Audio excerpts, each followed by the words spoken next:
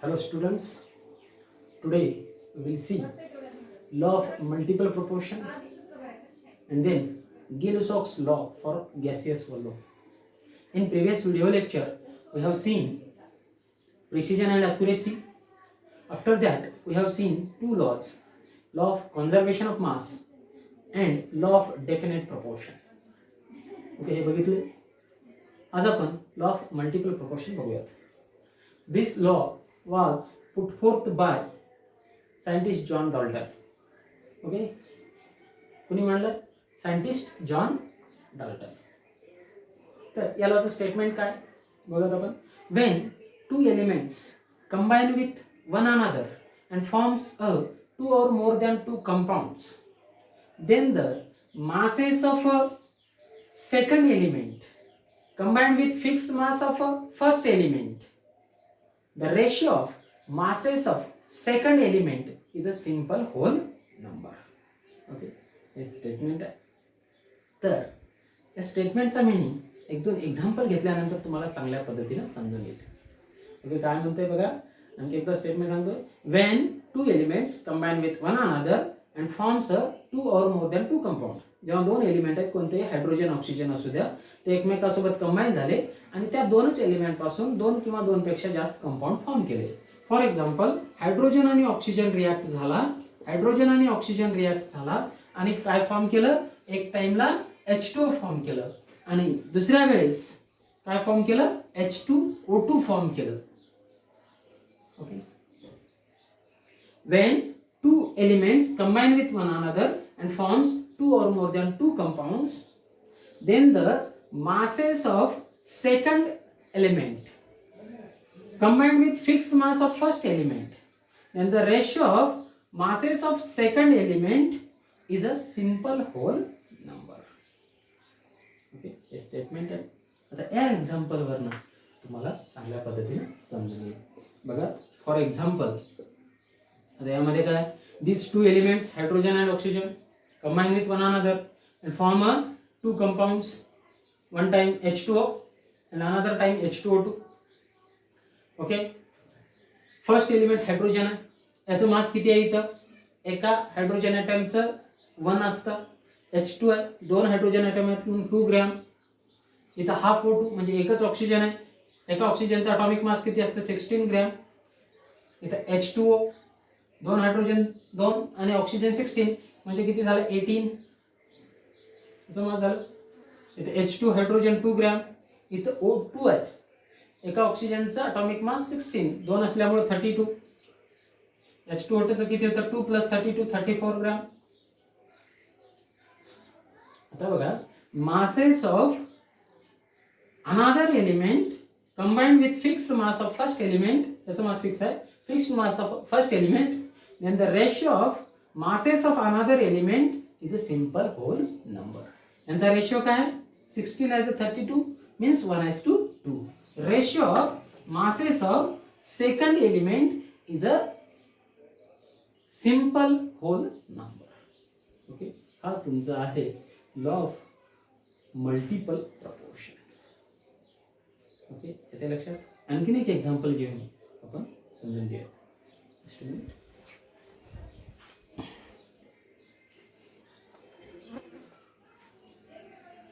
आणखीन एक एक्झाम्पल घेऊन आपण लॉ ऑफ मल्टिपल प्रपोर्शन समजून घेऊयात.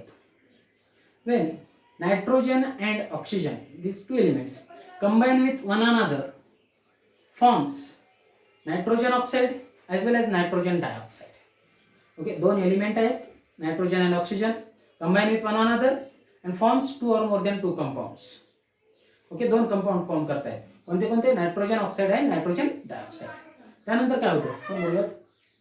Half N2 combine with half O2 gives NO, nitrogen oxide. Okay, हे झालं.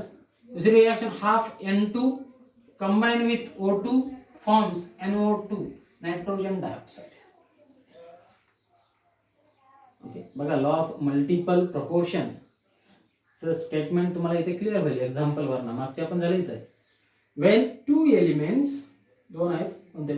वेन टू एलिमेंट्स, इथं कोणते आहेत? Nitrogen and oxygen, combine with one another and forms two or more than two compounds, the two compound form more than two compounds, then masses of another element reacts with fixed mass of first element, then the ratio of masses of another element is a simple whole number. आता याचं mass change आहे, याचं fixed mass आहे, याच्यासोबत combine झाले, या मासचा ऑक्सिजनचं मास या कंपाऊंडच्या फॉर्मेशन मध्ये आणि ऑक्सिजनचा अटॉमिक मास किंवा मास या कंपाऊंडच्या फॉर्मेशन मध्ये या दोघांचा जर रेशो घेतला तर तो काय असतो, सिंपल होल सांगायचं. इथं नायट्रोजनचं अटॉमिक मास असतं 14, हाफ N2 असल्यामुळे एकच नायट्रोजन होतो, म्हणून इथे किती आलं, हे 14, याचं मास येईल 14 ग्रॅम, हाफ O2 म्हणजे 16, एकच ऑक्सिजन 16 ग्रॅम, NO किती झालं 16 प्लस 14 30, इथे N2 14 ग्रॅम, O2 असल्यामुळे 32 ग्रॅम, इथे किती होईल 46 NO2चं. तर या दोन्ही मधला रेशो 16:32 म्हणजे किती आहे 1:2. 1:2. Okay. Ratio of masses of second element is a simple whole number. Okay. यावेळेला आहे तुमचा लॉ ऑफ मल्टिपल प्रोपोर्शन लक्षात आला असेल. सिम्पली मराठीतून सांगायचं म्हटलं तर दोन एलिमेंट जेव्हा एकमेकांसोबत कंबाईन होतील, कुठले असू द्यात, तेच दोन एलिमेंट दोन किंवा दोन पेक्षा जास्त कंपाऊंड फॉर्म करत असतील तर त्या दोन्ही कंपाऊंड मध्ये एका एलिमेंटचा अटॉमिक मास जर दुसऱ्या एलिमेंटच्या फिक्स मास सोबत कंबाईन होत असेल तर त्या एलिमेंटच्या अटॉमिक मासचा रेशो काय असतो, सिंपल होल नंबर असतो. जर फिक्स नाही त्यांच्या मासचा रेशो काय असतो, सिंपल होल. ओके, ठीक आहे. हा तुमचा आहे law of multiple proportion. Next आहे Gay Lussac's law for gaseous volume. दूसरा है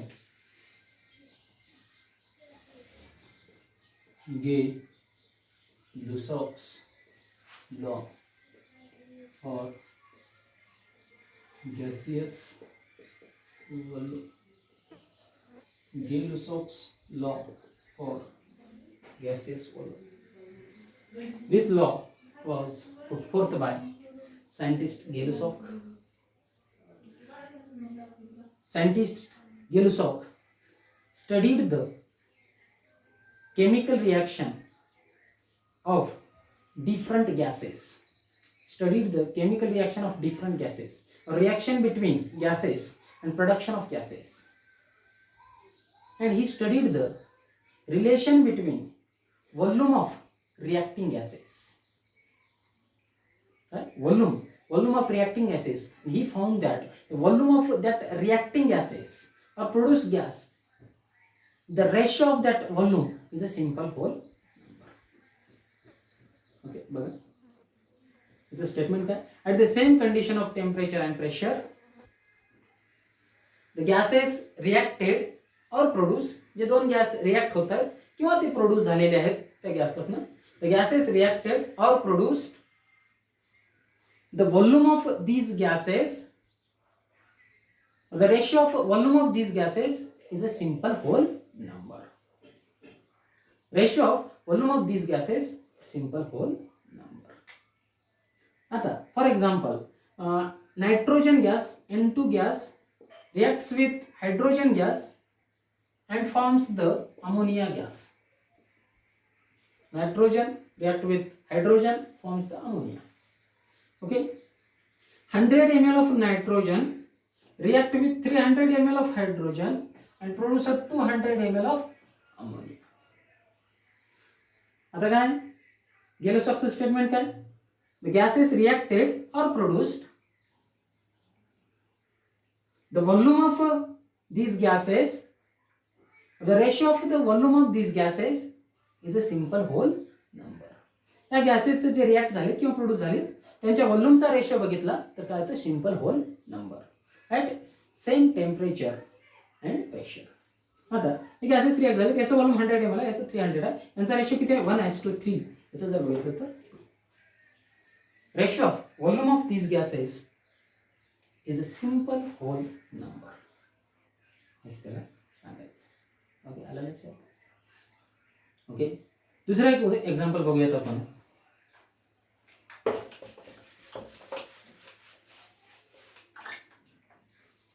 H2 gaseous state react with oxygen gas forms H2O vapor gas.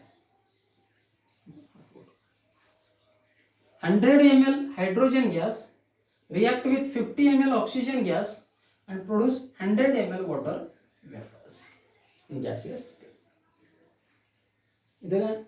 The gases reacted or produced, the ratio of volume of these gases is a simple whole number. And the ratio किती आहे? 2:1, 1:2. Okay, 2:1, 1:2. 150. Okay, ratio of volume of these gases is a simple whole number. Okay, आलं लक्षात? At the same condition of temperature and pressure. Okay. आता आणखी एकदा statement आहे का? At the same condition of temperature and pressure, the gases reacted or produced. The gases reacted or produced. The volume of these gases,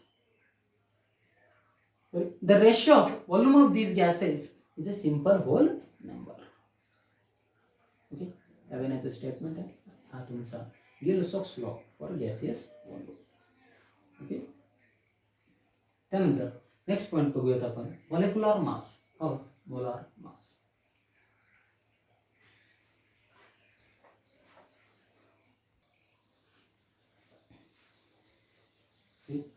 या दोन law नंतर एक law आहे अवोगॅड्रोज लॉ.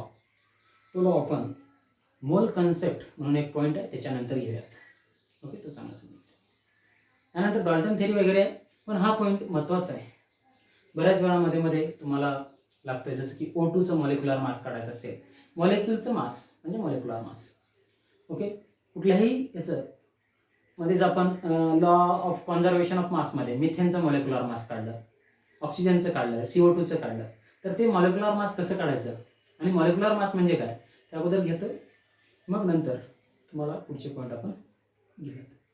मॉलिक्यूल म्हणजे तर तुम्हाला माहिती आहे, सांगितले the smallest part of a compound is called as molecule, आणि त्याचं मास म्हणजे मॉलिक्युलर मास, त्यालाच मोलार मास पण बोलतात. मग मॉलिक्युलर मासची डेफिनेशन काय, proper definition, the sum of SEM sum, the sum of atomic mass of atoms of each element present in a molecule is called as molecular mass. Molecule मध्ये जेवढे एलिमेंटची जेवढे काही item असतील त्यांच्या ॲटॉमिक मासची बेरीज म्हणजेच मॉलिक्युलर मास. ओके, आलं लक्षात? फॉर एक्झाम्पल H2O वॉटर, याच्यामध्ये दोन एलिमेंट आहेत, एक हायड्रोजन आणि एक ऑक्सिजन. हायड्रोजन एलिमेंटचे दोन ॲटम आहेत, ऑक्सिजनचा एकच ॲटम आहे.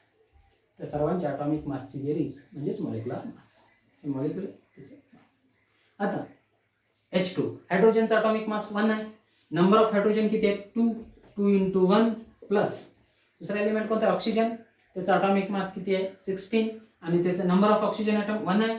1 × 16 किती झालं, 2 + 16 = 18. हे मॉलिक्युलर मास आहे कशाचं, वॉटरचं. ओके, दुसरा HCl. HCl मध्ये किती एलिमेंट आहेत, 2, हायड्रोजन आणि क्लोरीन. दोन्ही एलिमेंटचे ॲटम किती आहेत, एकच आहेत. हायड्रोजनचा पण एक ॲटम आहे, क्लोरीनचा पण एक आहे. हायड्रोजनचा ॲटॉमिक मास आहे 1 × 1 प्लस क्लोरीनचं एक आहे, ॲटॉमिक मास आहे त्याचं 35.5. किती झाले, 1 + 35.5 किती झाले, 36.5 is the molecular mass of HCl, hydrochloric acid. याचा आपण सिंपल फॉर्म्युला लक्षात करू शकतो तयार, पण ते काही लक्षात ठेवायची गरज नाही कारण तुम्ही डायरेक्टली काढू शकता. फॉर्म्युला याचा काय लिहू शकतो आपण, molecular mass is equal to number of atoms of first element म्हणा किंवा one element, first element, number of atoms of first element into atomic mass of that element plus number of atoms of second element into atomic mass of that element. पुन्हा plus जर तिसरा element असेल plus number of atoms of third element into atomic mass of that. तसं okay. लक्षात राहण्यासाठी पाहू द्या, पण डायरेक्टली तुम्हाला काढता येतं. फॉर्म्युला काही विचारत नाही, मॉलिक्युलर मास काढण्यासाठी विचारतात आणि ते तुम्हाला पुढे उपयोगी पडणार आहे. ओके. त्यानंतर बघूयात आपण molecular mass of H2SO4. H2SO4 चं काढायचं आहे. हायड्रोजनचा अटॉमिक मास आहे 1, सल्फरचा आहे 32, ऑक्सिजनचा आहे 16. हायड्रोजनचा आहे 1, सल्फरचा आहे 32, ऑक्सिजनचा अटॉमिक मास आहे 16. कधी कधी क्वेश्चन विचारला determine the molecular mass of H2SO4 आणि आणखी काही, त्यावेळेस एलिमेंटचे अटॉमिक मास ब्रॅकेटमध्ये देतात. पण काही नेहमीचे एलिमेंट मॉलिक्युलर मास वगैरे काढण्यासाठी येतात किंवा वापरात येतात, त्या एलिमेंटचा अटॉमिक मास तुम्हाला माहिती असणं गरजेचं आहे. जसं की हायड्रोजनचा अटॉमिक मास 1, क्लोरीनचं 35.5, ऑक्सिजनचं 16, नायट्रोजनचं 14, सल्फरचं 32. ओके. त्यामुळे सोडियमचं 23. नेहमी जे येणारे आहेत त्यांचा अटॉमिक मास तुम्हाला माहिती असणं गरजेचं आहे, फक्त लक्षात राहू. ओके. तर आता यामध्ये याचं काढूयात आपण. नंबर ऑफ हायड्रोजन ॲटम किती आहेत 2, त्याचं अटॉमिक मास आहे 1. सल्फर किती आहेत नंबर ऑफ 1, त्याचा अटॉमिक मास आहे 32, plus number of oxygen atom किती आहेत 4, त्याचा अटॉमिक मास आहे 16. किती झाले 2 प्लस 32 प्लस 64 किती होईल 2 plus 32 34 plus 64 98 is the molecular mass of H2SO4. लक्षात सल्फ्युरिक ऍसिड.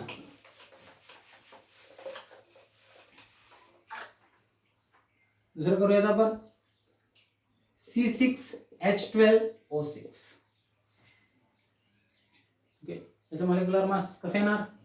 कार्बनचं अटॉमिक मास आहे 12, हायड्रोजनचं 1, ऑक्सिजनचं 16. Number of carbon atom 6 into 12 plus number of hydrogen atom किती आहे 12, त्याचा अटॉमिक मास आहे 1. नंबर ऑफ ऑक्सिजन ॲटम 6, ऑक्सिजनचा अटॉमिक मास आहे 16. किती होईल 12 6 72 प्लस 12 प्लस 16 6 96 किती झाले हे 84 प्लस 96 किती होईल 180. 180 is the molecular mass of glucose C6H12O6. Okay. यावेळी तुम्हाला मॉलिक्युलर मास कुठल्याही कंपाऊंडचं काढता येईल. Okay. Number of atoms into atomic mass of that element plus number of atom of second element into atomic mass plus number of atom of third element into atomic mass. Okay. Formula काढता येईल कुठल्याही याचा. मी काही तुम्हाला घरी देणार आहे molecular mass काढण्यासाठी. त्याच्या अगोदर आपण एक टर्म बघूयात फॉर्म्युला मास. फॉर्म्युला मास काय ते आपण बघूया.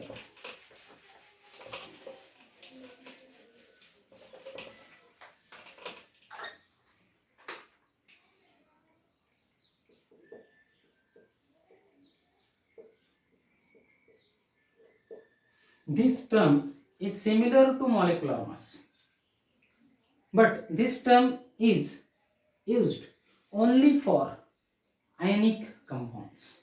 Is only for ionic compounds. Ionic compounds कुठले कुठले आहेत? NaCl, MgCl2, KCl. These are ionic compounds, and the smallest part of the ionic compounds is not a molecule. Ionic compounds are NaCl, for example. त्याचा smallest part molecule नसतो NaCl. Smallest part of ionic compound are ions.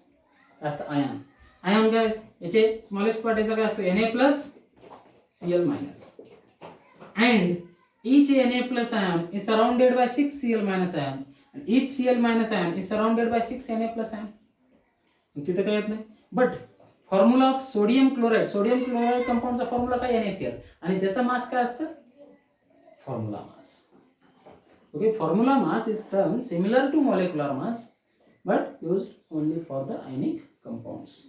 Ionic compound मध्ये त्याचं smallest पार्टचं ion असतात पण त्याचं फॉर्म्युलाचं mass असतं, formula mass. For example NaClचं फॉर्म्युला मास किती आहे? सोडियम 23 प्लस क्लोरीनचा अटॉमिक मास 35.5, किती झालं हे? 58.5 is the formula mass of sodium chloride. Okay, तर determine formula mass. Okay,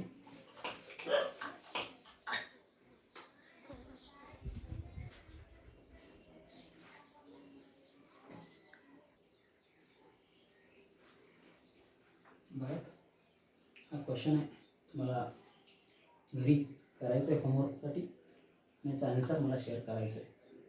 काय question? Determine the molecular mass of following compounds. म्हणजे फर्स्ट आहे NH2CONH2, हा युरियाचा फॉर्म्युला काढायचा. सेकंड आहे CO2 कार्बन डायऑक्साईड. थर्ड आहे CH4 मिथेन. फोर्थ आहे HNO3 नायट्रिक ॲसिड. फिफ्थ आहे NH3 अमोनिया. ओके, यांचं मॉलिक्युलर मास काढून सेंड करायचं आहे. आता याच्यामध्ये ॲटॉमिक मास तुम्हाला जवळपास सर्वांचे माहिती आहेत. Oxygen 16, carbon 12, hydrogen 1, nitrogen 14. Okay, याचे ॲटॉमिक मास. ओके, बाकीचा पार्ट आपण नेक्स्ट लेक्चरमध्ये बघूया.